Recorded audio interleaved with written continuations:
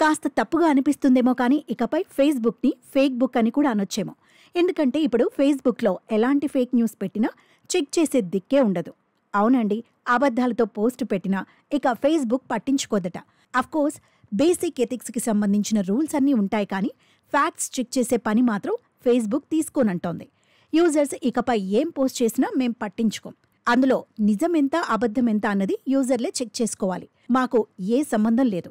ఇదే ఇప్పుడు మెటా కొత్త పాలసీ. కొత్త పాలసీ సరే, మరి దీన్ని అలసగా తీసుకొని ఎవరైనా అబద్ధపు వార్తలు పెడితే దానికి సొల్యూషన్ ఉందట. ఒక విషయం ఫ్యాక్ట్ కాదు అనిపించినప్పుడు దానిమీద అభ్యంతరం చెబుతూ ఇంకొకళ్ళు కూడా పోస్ట్ పెట్టొచ్చు. ఫ్రీడమ్ అందరికీ ఉంటుంది, కానీ నిజ నిజాలు చెక్ చేసే బాధ్యత మాత్రం మేం తీసుకో అంటోంది మెటా. అదండి ఈ కొత్త పాలసీ వ్యవహారం. చూస్తుంటే మనకి ఓ సినిమాలో డైలాగ్ గుర్తు రావచ్చు, మీరు కొట్టుకు చావండి కానీ నన్ను ఎంటర్టైన్ చేయండి అని. ఎస్, ఫేస్బుక్ కూడా అదే అంటోంది. పోస్టుల్లో నిజ నిజాల గురించి జనం కొట్టుకు చస్తుంటే తాను మాత్రం జస్ట్ వినోదం చూస్తానంటోంది. దీనినే వాళ్ళు ఫ్రీ స్పీచ్ పాలసీ అని అంటున్నారు. మెటా సంస్థ అమెరికాలో ఫ్యాక్ట్ చెకింగ్ టీంను పూర్తిగా రద్దు చేసే కార్యక్రమంలో ఉంది. కంటెంట్ మోడరేషన్ విషయంలో కూడా రూల్స్ని లూజ్ చేసేస్తోంది. సరే, ఈ మార్పులన్నీ జరగడానికి కారణం ఏంటి? ఇదంతా ట్రంప్ ఎఫెక్టే అంటున్నారు కొందరు.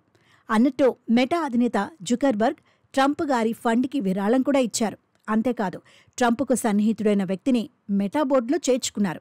ఇందువల్లే ఇలాంటి కామెంట్స్ వినిపిస్తున్నాయి.